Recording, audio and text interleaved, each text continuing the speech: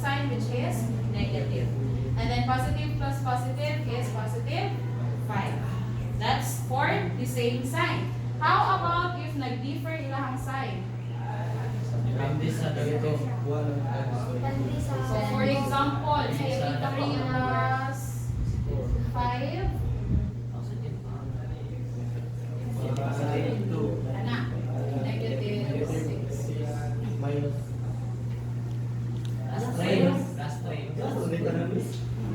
Ang kaya nga naman, dili lang na mabutang si katong negative rate sa negative 6 minus 2. Ana. It's the same as this one. Negative 1 minus 2. By positive times negative is negative. So, ma-plus na siya, di ka mag-different sign. Okay. Or we can have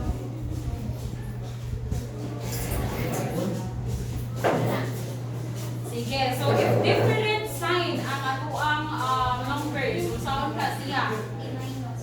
Okay, you need to subtract the numbers and copy the sign of the bigger number. Okay, so for example, kani negative 3 plus 5. So again, lain-lain sila og sign. So subtract, that will become 2. Then positive 1, or mas dako man si 5. So that's positive 2. How about this one? Negative 6 plus negative 4. Negative 4. Kani? Negative 2. Okay, negative 2. You can also write this as 3 minus 5. That's negative 2. So, monitor ba din ha sa rules for adding and subtracting signs numbers. Means nga nung add rawin mo, it's because we will be applying this to Fibonacci sequence. And again, the Fibonacci sequence is just the sum of the two previous ones. So, ito na kita mag-plus during apart.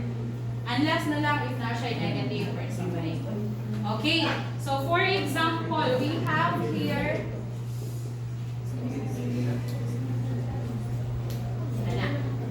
so the sequence starts with negative 2, 1, and then negative 1, then blank, blank, blank. So that's again Fibonacci sequence. To get the next term, you need to add the two previous terms. So 1 plus negative 2, that's negative 1. So pila man ka niyang sunod, kisay mo try. 0. Sige, go Kim. Sige,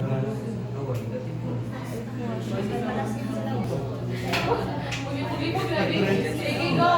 Ato sa discuss, so sa next. So again, ang atong entry is the missing term. This is our first term, second, third. So this is fourth, fifth, and sixth. You can just write in anasal, bali mo matibok. So right after that, you need to substitute the value of n. So ang pinaka-first na missing kay si fourth term. So that will be n is equal to 4. So f sub 4 is equal to 4 minus 1 kay n minus 1 manipulate and 4 minus 2. So right after subtracting, you get the kanisha third term plus second term. So whatever is the answer dili niya, mo na ang imuhang term nga tan-awon. So pila ka high value nga naa sa third term or kinsa nang ikatulo nga number.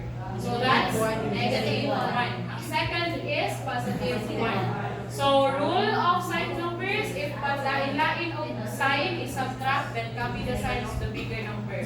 So dili since equal man iyang number, that is why walay sign si 0. Just 0.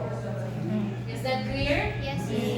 So your f sub 4 or the fourth term is 0. Sige, fifth term. Yeah. O matay 6th term, isa ganahan. Sige.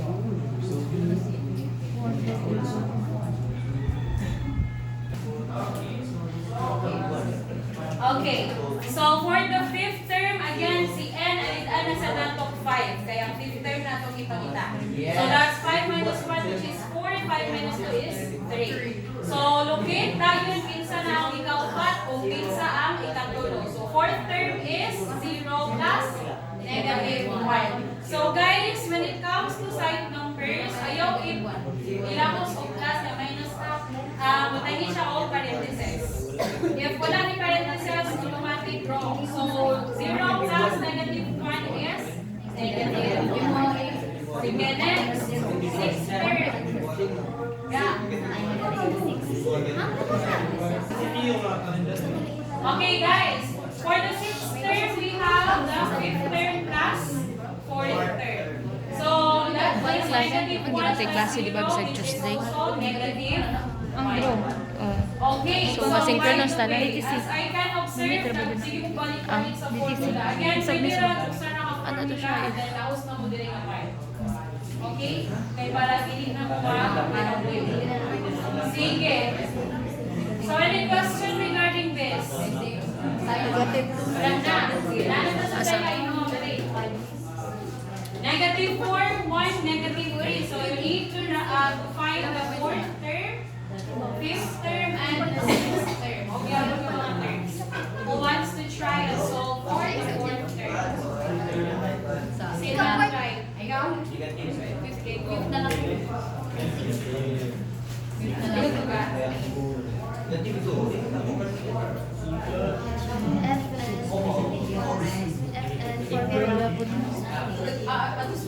Okay, how about 5th term? So let's check for the 4th term. So that will be 3rd term plus 7, negative 3 plus 1. So again, lain-lain of sign. So subtract the number, then copy the sign of the bigger number, which is negative